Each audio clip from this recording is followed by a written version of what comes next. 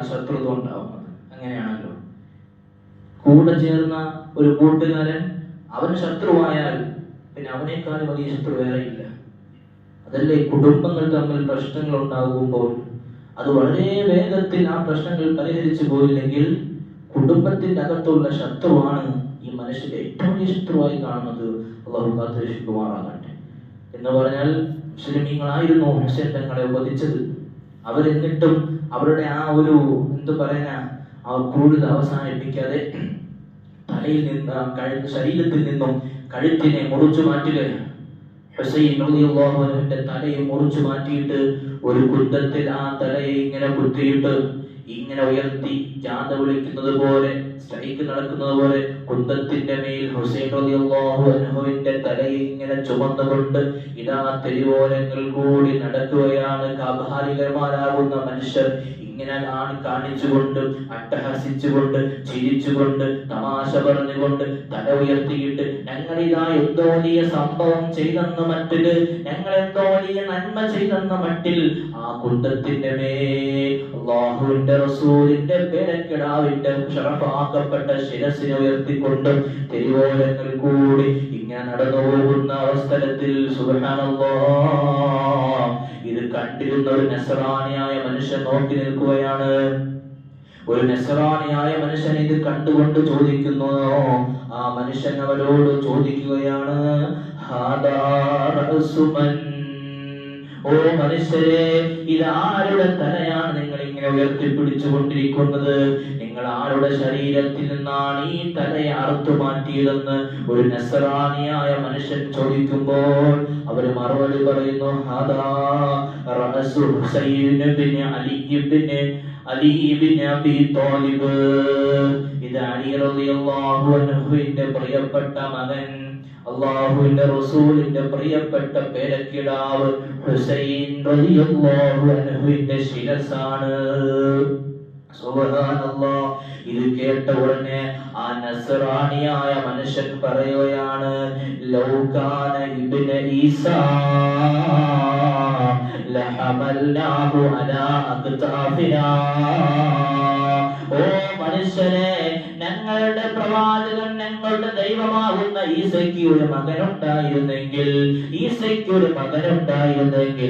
ലൗകാന ഹമൽനാഹു അലാ അക്താഫിനാ, ആ പൊന്നുമകനെ ഞങ്ങളുടെ ശിരസിന്റെ മേൽ, ഞങ്ങളുടെ മുതുകിന്റെ മേൽ ചുമന്നുകൊണ്ട് നടക്കുമായിരുന്നു. മനുഷ്യരെ, പറയുന്നത് മുസ്ലിമല്ല, ഒരു നസ്രാനിയായ മനുഷ്യനാ പറയുന്നത്. ഇത് കണ്ടപ്പോൾ ഈ നസ്രാനിക്ക് വല്ലാത്ത വിഷമം വന്നിട്ട് ആ മനുഷ്യരോട് ചോദിക്കുന്നു, ഓ മനുഷ്യരെ, ഈ ശിരസിനെ നിങ്ങൾ എനിക്ക് തരുമോ? ഈ ശിരസിനെ നിങ്ങൾ എനിക്ക് തരുമോ? അവർ കൊടുക്കുന്നില്ല. ലാസ്റ്റ് പറഞ്ഞു, ഒരു ദിവസത്തേക്കെങ്കിലും, ഒരു രാത്രിയെങ്കിലും ഇതെനിക്ക് സൂക്ഷിക്കാൻ നിങ്ങൾ തരണം. നിങ്ങൾക്ക് ഞാൻ 100 ദിനാർ സംഭാവന നൽകാം, 100 ദിനാർ നൽകാം. അതേ കൊണ്ട് കളയാൻ വേണ്ടി പോകുന്ന ശിരസാണ്, അതേ കൊണ്ട് എവിടെയോ കളയാൻ വേണ്ടി പോകുന്നല്ലേ, പോകുന്ന വഴിക്ക് 100 ദിനാർ കിട്ടുന്നത് വെറുതെയല്ലോ. ആ മനുഷ്യന്മാര് ആ നസ്രാനിയായ മനുഷ്യന്റെ കരങ്ങളിലെ അല്ലാഹുവിന്റെ റസൂലിന്റെ പേരക്കിടാവിന്റെ ശിരസിനെ കൈമാറുന്നു. വളരെ വിഷമത്തോടുകൂടി ആ ശിരസ്സുമുള്ള പെട്ടിയും കൊണ്ട് ഈ നസ്രാനിയായ മനുഷ്യൻ വീട്ടിലേക്ക് ചെല്ലുകയാണ്. എന്നിട്ട് വീട്ടിൽ നല്ല ആദരിക്കുന്ന ഒരു സ്ഥലത്ത് വെച്ചുകൊണ്ട് ആ തല നോക്കിക്കൊണ്ട് കരയുകയാണ്. കരഞ്ഞുകൊണ്ട് പറയുന്നു, ലാ അംലികു നഫ്സി, ലാ അംലികു ഇല്ലാ നഫ്സി. ഞാൻ നിസ്സഹായകനാണ്, എനിക്കൊന്നും ചെയ്യാൻ കഴിയില്ല, എന്റെ മേൽ അവകാശങ്ങളില്ല, എനിക്ക് നിങ്ങളെ ഒന്നും ചെയ്യാൻ സാധ്യമല്ല. പക്ഷേ ആ മനുഷ്യൻ എന്റെ മുമ്പിൽ നിന്ന് കരഞ്ഞുകൊണ്ട് ആ ശരീരത്തിലെ രക്തക്കറകളെല്ലാം കഴുകി വൃത്തിയാക്കുന്നു, നല്ല രീതിയിൽ ഭംഗിയാക്കുന്നു, നല്ലതുപോലെ അത്തറുകൂട്ടുകയാണ്, നല്ലതുപോലെ ഭംഗിപ്പെടുത്തുകയാണ്. എന്നിട്ട് ആ കവളിലേക്ക് ചുംബിക്കുകയാണ്, നെറ്റിയിലേക്ക് ചുംബിക്കുകയാണ്. കരഞ്ഞ വിഷമത്തോടുകൂടി ആ നസ്രാനിയായ മനുഷ്യൻ ആ രാത്രിയിൽ ഹുസൈൻ തങ്ങളുടെ തലയുടെ ചുവട്ടിൽ കിടന്നുറങ്ങുകയാണ്. ആ സമയത്ത് രാത്രിയിലെ ഉറക്കത്തിലേക്ക് അല്ലാഹുവിന്റെ റസൂൽ സ്വപ്നത്തിൽ വരുന്നു. മുഅ്മിനീങ്ങളെ, ആ മനുഷ്യന്റെ സ്വപ്നത്തിലേക്ക് ലോകത്തിന്റെ നേതാവ് മുഹമ്മദ് റസൂൽ സല്ലല്ലാഹു അലൈഹി വസല്ലമ തങ്ങൾ സ്വപ്നത്തിലേക്ക് വന്നുകൊണ്ട് ആ മനുഷ്യനോട് പറയുകയാണ്, അല്ലയോ നിങ്ങൾ എന്റെ മകനോട് സ്നേഹം കാണിച്ചിരിക്കുന്നു, നിങ്ങൾ എന്റെ മകനെ ആദരിച്ചിരിക്കുന്നു, നിങ്ങൾ എന്റെ മകനെ സ്നേഹിച്ചിരിക്കുകയാണ്, അതുകൊണ്ട് നിങ്ങൾ ഇസ്ലാമിലേക്ക് കടന്നു വരണം. അതാ മനുഷ്യനെ ഹിദായത്തിലേക്ക് ചേർത്തുകൊണ്ട് അല്ലാഹുവിന്റെ റസൂൽ കടന്നു വരികയാണ്.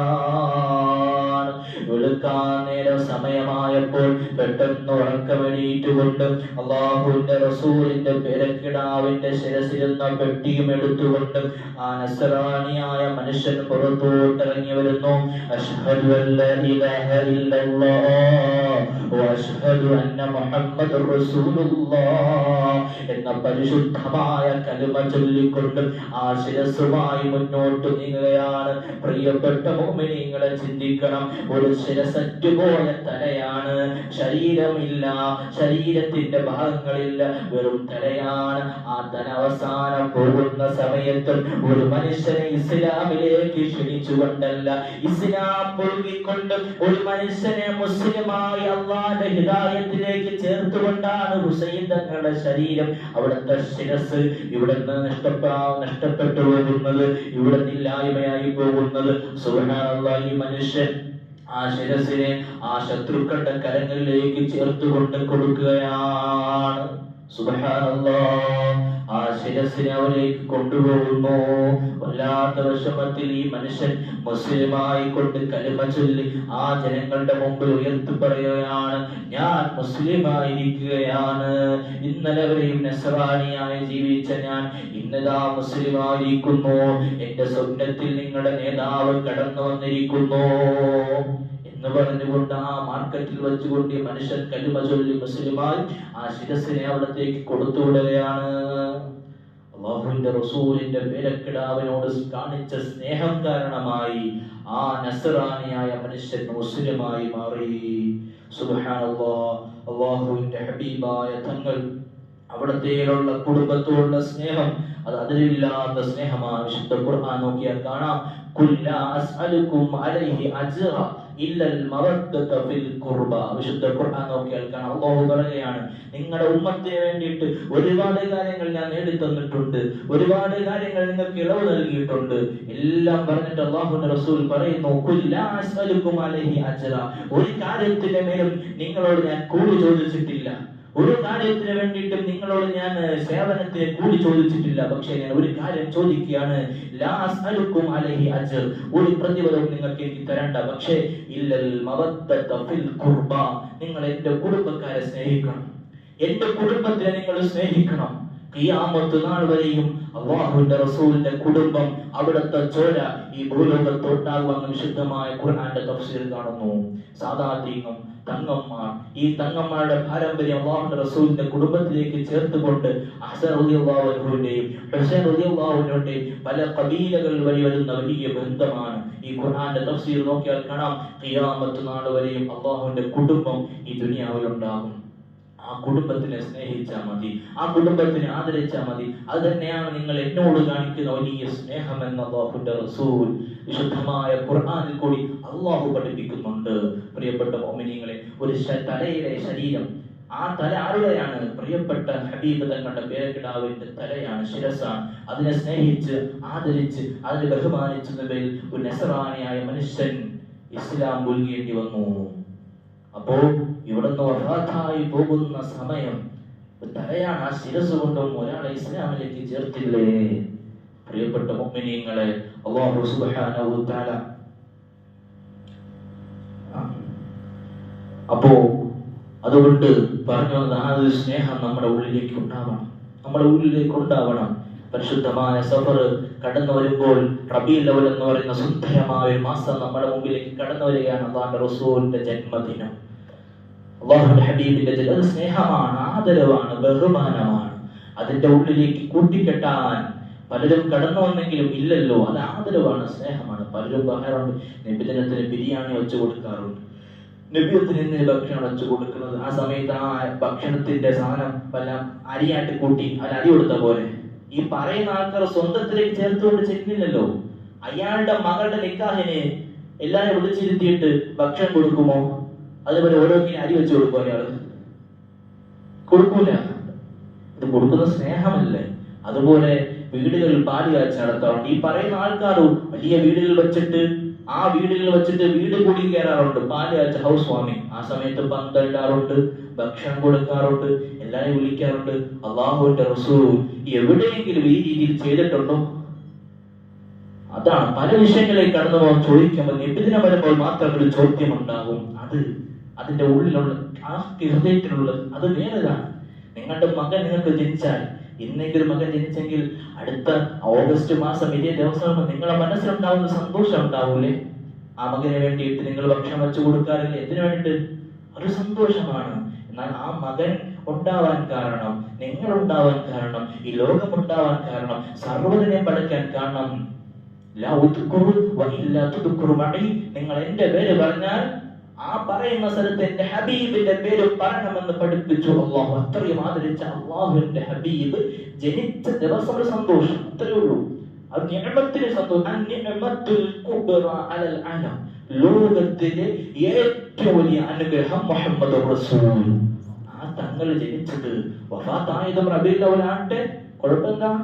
ഇസ്ലാമിൽ ദുഃഖം ആചരിക്കലില്ലല്ലോ. സന്തോഷം അല്ലാഹു റസൂൽ വന്നതിൽ മാത്രം.